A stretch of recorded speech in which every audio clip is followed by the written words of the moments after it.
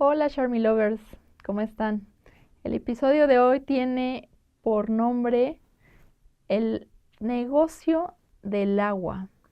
¿Quiénes se benefician de él y por qué se benefician de un recurso que debería ser humano? Se quedan, sabrán perfectamente quiénes son los ganadores de este juego y cómo podremos contrarrestarlos. Bienvenidos.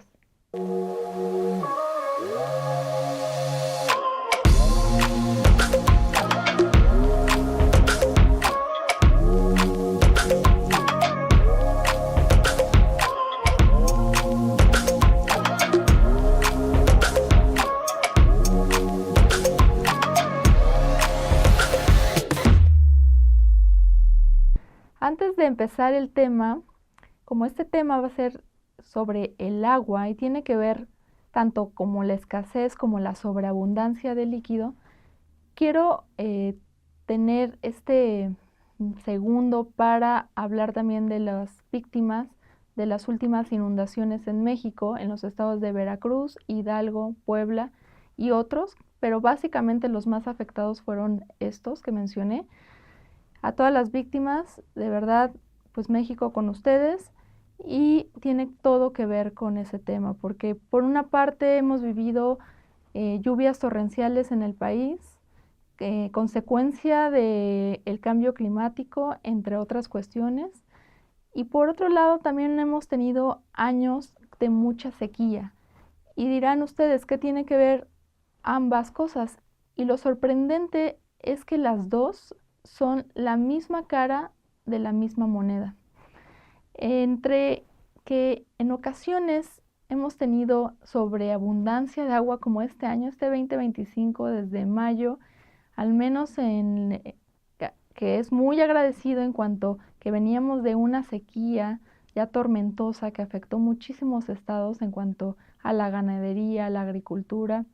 De repente, 2025 se vuelve un año muy lluvioso en el que nuevamente vuelve a llenar las presas de varios estados, nuevamente nos trae esa abundancia en los ecosistemas que estaban en plena sequía y se agradece muchísimo. Pero ¿qué empezó a suceder?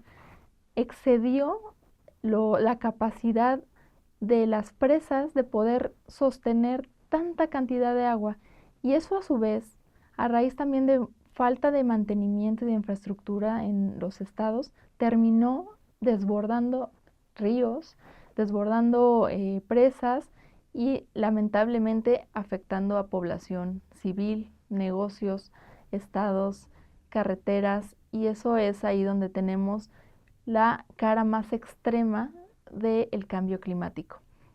¿Y por qué es tan relevante? En el mundo actualmente todavía tenemos un 30% de gente que carece de agua para su vida diaria. Es increíble que con toda la tecnología, con todas las capacidades que actualmente hemos sido capaces de lograr como estados, como países, como humanidad, todavía una gran parte de la población en el mundo no tiene acceso a agua ni potable, ni saneable, ni siquiera para las cosas más básicas, para sus modos de supervivencia básicos como son el riego de la agricultura, que consume más agua, el ganado. Y evidentemente hay zonas en el mundo en donde se ha exacerbado esa escasez. Y esto a su vez ha provocado fenómenos de migraciones, pero también de hambrunas y de procesos de enfermedades que también afectan a la población, mientras que en otros lugares, en otras latitudes, se ha visto totalmente lo opuesto. Lluvias cada vez más agresivas, huracanes muy agresivos y torrenciales, inundaciones en exceso que terminan por desaparecer ciudades. Entonces, estos fenómenos no son casualidad y es algo que ya se había venido explicando desde todos los paneles de alto nivel, tanto de Naciones Unidas como de expertos científicos que hablaban desde los 70 sobre que se venían variaciones de cambio climático que si bien anteriormente la misma naturaleza ya había experimentado estas transiciones, cada vez más se volvían agresivas ahora por la interferencia del ser humano. Y a su vez, esto nos compete en 1000 razones a todos, porque claro, hay unos que ganan con las desgracias de otros y otros que al final van perdiendo como sus cosas que son víctimas de estos desastres, pero que también en su vida diaria carecen de este acceso vital y humano al recurso hídrico. Aquí es donde hablaremos de quiénes se benefician del recurso del agua. Y aunque es abundante, aunque la tierra es más agua que tierra, valga la expresión, solamente son unas cuantas familias y multinacionales las que tienen el negocio del agua. Por mencionar algunas, está el caso de Nestlé, que en diversos países ha generado toda una variación y cambio de legislación para hacerse del agua y de los recursos hídricos y privatizar, embotellar, envasar y vender el líquido a los precios que ellos fijen. No solamente está Nestlé, está también el caso de Coca-Cola, que si bien está metido también en temas de agua purificada, como otros líquidos que son las bebidas gasificadas y refrescos. También están empresas como Danone, que inclusive ha tenido demandas colectivas en Francia por diversos daños a los acuíferos hídricos de este país, y en otros países también ha tenido demandas porque ha quitado de las poblaciones el acceso inmediato a sus recursos hídricos. Y evidentemente son empresas multinacionales millonarias que por hacer todo el proceso, cuyo proceso además no es muy caro y que sí les genera un excedente a la venta, han dejado muchas comunidades sin el acceso a los recursos, pero también han secado ojos de agua que anteriormente habían dado de beber a esas comunidades. También, si nos vamos un poquito más a la actualidad y vemos cuál es el juego monetario de las empresas que, si bien no están relacionadas directamente con el agua, sí tienen una inversión importante. ¿Por qué? Porque productos que ellos generan o en donde invierten están relacionados con el recurso. ¿A qué me refiero? Específicamente a los temas de tecnología, a los temas de semiconductores, a los temas de las baterías de litio, a la industria de extracción de oro, cuyas industrias requieren cantidades estratosféricas de agua para funcionar. Y si bien no es directa, sí se hacen de este tipo de inversión directa en el agua para poder operar sus otros negocios. En el caso de la minería del Bitcoin, por ejemplo, para mantener esos servidores se requiere cantidades grandes de agua para que estos no se sobrecalienten. Y esto a su vez también pues alimenta la industria donde se genera más riqueza para estas empresas, que podríamos mencionar en la lista, por ejemplo, Nvidia, Microsoft, Tesla, las grandes mineras de Canadá, de China, de Estados Unidos, etcétera. Y en este sentido podemos ver que el agua, y es un tema que a mí me apasiona muchísimo porque inclusive fue un tema que defendí en la tesis de grado, en donde puede ser que este recurso sea aún más importante que el petróleo, el oro mismo, inclusive hasta el Bitcoin y todas las criptomonedas. Porque si bien todo eso ha generado riqueza, el ser humano hoy por hoy no podría subsistir sin el recurso del agua, que como ahorita ya lo envasan, lo embotellan, le quitan todas las propiedades y minerales que son vitales para nuestra supervivencia o que requiere el cuerpo para operar. Pero aún así, únicamente estas empresas ven la forma de incrementar sus inversiones en recursos hídricos.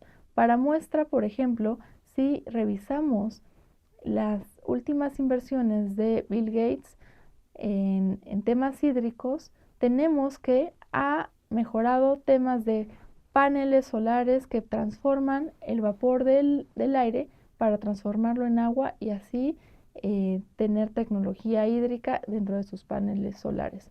O inclusive de Nestlé, que en algunas escuelas de México ha operado programas hídricos para mejorar los procesos que tienen las mismas plantas dentro del país.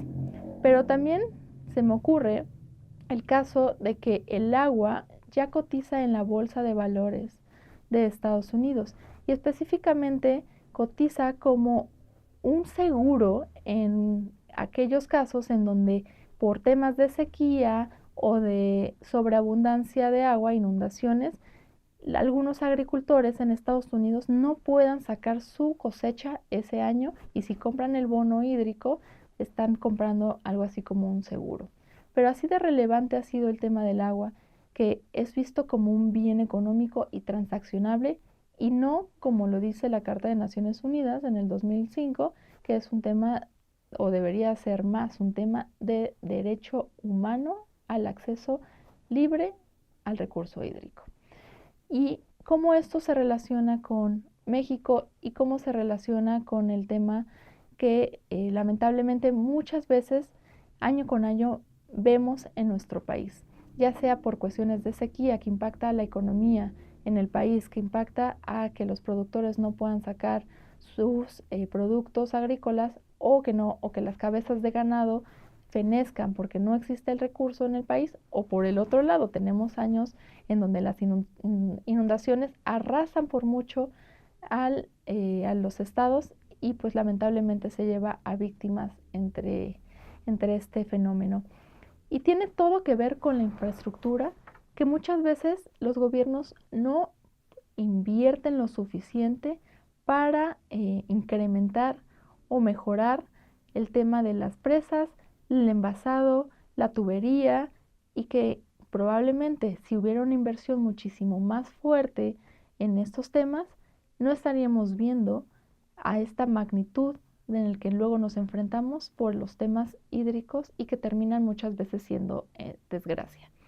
Entonces, para terminar, ¿qué pasa con el tema del agua? Aparentemente muchos lo manejan hasta en discreción, como si fuera algo menos importante, pero en el centro, en el corazón verdaderamente de donde se mueven las inversiones fuertes de las grandes transnacionales, por supuesto que han puesto el ojo sobre los recursos hídricos que hay en el mundo, para hacerse de aquellos cuencas de agua, de aquellos ojos de agua en países especialmente en desarrollo cuya legislación es muy laxa y poder acaparar esa agua y así incrementar sus propios negocios, pero también privatizarla.